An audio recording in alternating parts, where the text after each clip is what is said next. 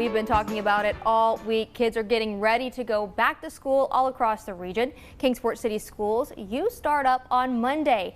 Here to tell us everything you need to know, though, as you prepare for the school year is Assistant Superintendent of Kingsport City Schools, Mr. Andy True. Thank you for joining us today. A pleasure to be with you. Well, I know that this is a busy time of year for you all, and next week you guys head back to class. So let's go ahead and get started on what is on the top of minds of everybody. I know that you and I were just chatting about it, safety, and this year you have more SROs. We do, and we're excited to be able to go down this road. This is a project we've been working on in conjunction with the Kingsport Police Department and the City of Kingsport for quite some time. And so being able to have funds budgeted and then also a grant program from the state to be able to provide resources for those SROs has been really helpful and a game changer for us. It allows us to move to having an SRO in every school, and that was something we've been working toward for quite some time. We've had some great coverage, and again, the KPD has been great to be able to work with us and provide individuals that come into our schools. But this really kind of takes us to that next level by having an SRO in every school. We're working through that staffing process right now and really excited to be able to move toward that completion. Absolutely. Well, I know that another topic on everyone's minds, kind of carrying over from last year, of course, are the TCAP scores. Sure. Let's talk a little bit about how Kingsport City Schools did when it comes to the TCAP scores from last year, but also what does this mean for the upcoming fourth graders and even third grade retention in the future? Sure. You know, that third grade retention I think was on the minds of a lot of families as we went through this past school year.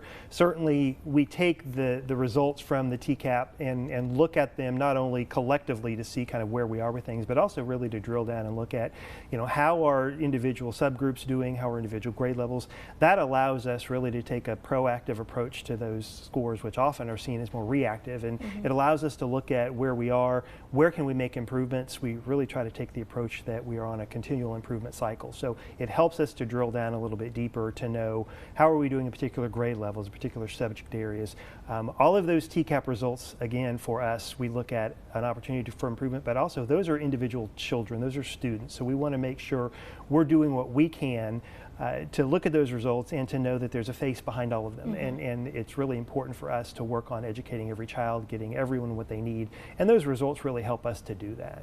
And I know that last year at Last Check you were working on the Buck Van Huss Dome. Where are we at with that? It's exciting. We're really close to putting that project out for bid. We've been working for quite some time, for several months, on the design process to be able to go in and make the renovations that we want to that space. It's been almost now a year that we've not been able to be in there due to some conditions with the actual structure itself.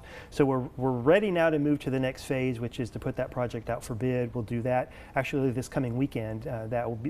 Those bids will be advertised, and we'll look at moving through the month of August to accepting a bid, working on hopefully starting construction sometime September, October, to allow us to move forward not only to this roof structure, but also some exciting things, the seats, scoreboard, floor, a lot of the rooms around the space as well, to really be a game changer for our community, to be able to have a great facility not only for events but also for day-to-day school use. And speaking of how important that is obviously for a high school and for the students there are some changes when it comes to Dobyns-Bennett this year and the kids starting back, right? Sure. Monday is the first day of school for our district, and one of the things we're doing a little bit differently this year is we're bringing our freshmen and our new students into Dobyns-Bennett on that Monday, but our returning students will not come back until Tuesday. Okay. And really the intent there is to provide a day of orientation, a familiarity for our freshmen as they come in, so they get comfortable in the space and know how the processes work, to kind of help their transition into high school.